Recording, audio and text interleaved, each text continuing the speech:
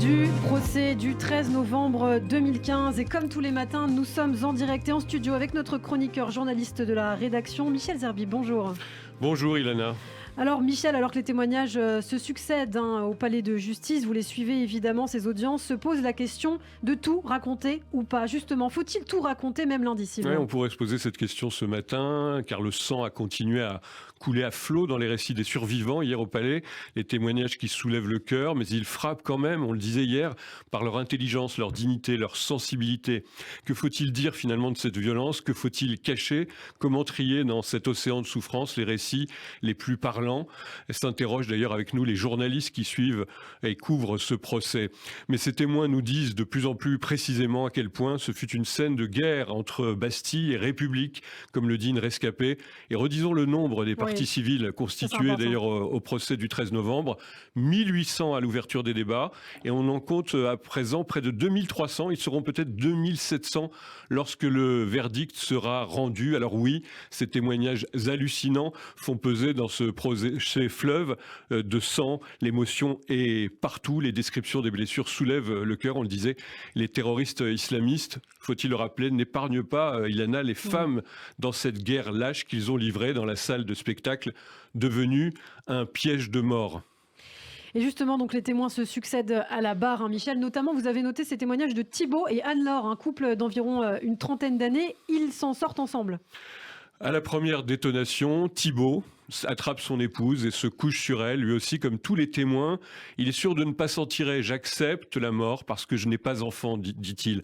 Mais le couple trouve le courage de suivre une femme, celle dont on parlait hier, cette héroïne qui défonce le plafond en plaque-au-plâtre comme une Bruce Willis au féminin, dit Anne-Laure. Le couple sera sauvé physiquement, on peut le dire, et raconte à la cour que leur désir d'enfant, sans doute, ne sera jamais assouvi. Et puis le récit qui va suivre est de ceux que personne au tribunal hier ne pourra jamais oublier. Bien sûr, il est donné par une jeune femme. Elle s'appelle Gaëlle. Elle est pleine de force et de dignité, Michel. Oui, Gaëlle qui a demandé à la cour de projeter la photo de Mathieu, son compagnon, en hommage. Mon fils est injustement privé de son super papa. On remarque alors, si on est dans la salle, le visage déformé de cette jolie femme brune. J'ai réalisé que j'avais été blessé. Ma joue pendait le long de mon cou. L'os de mon bras était perpendiculaire. Je pensais que Mathieu, mon mari, faisait le mort. Mais il était mort, dit-elle en pleurant, lui, l'homme si doux. Quant à Gaëlle, elle se vidait de son sang. Le visage de la jeune femme va hanter le policier qui est le premier entré dans le Bataclan. Il s'avéra d'ailleurs que c'était le fameux commissaire de la BAC. Il la prend en photo pour pouvoir la retrouver plus tard.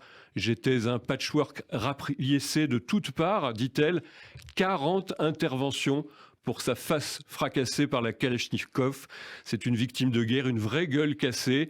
Un chirurgien, un ami de longue date, utilise un os de la jambe droite de cette jeune femme dans sa bouche pour reconstruire, et pour son bras, des os du bassin. Sa vie devient un calvaire. Évidemment, plusieurs mois, je n'ai bizarrement pas de haine, juste beaucoup d'incompréhension. C'est Gaëlle qui conclut son témoignage en évoquant son fils. Je ne me plains pas, je suis debout, je me bats pour me reconstruire et grâce à lui, je souhaite que mon fils soit fier de sa maman toute cassée. Des témoignages quand même assez terribles, Michel. Alors en conclusion, quel est finalement le point commun qu'on peut trouver de tous ces parcours de miraculés?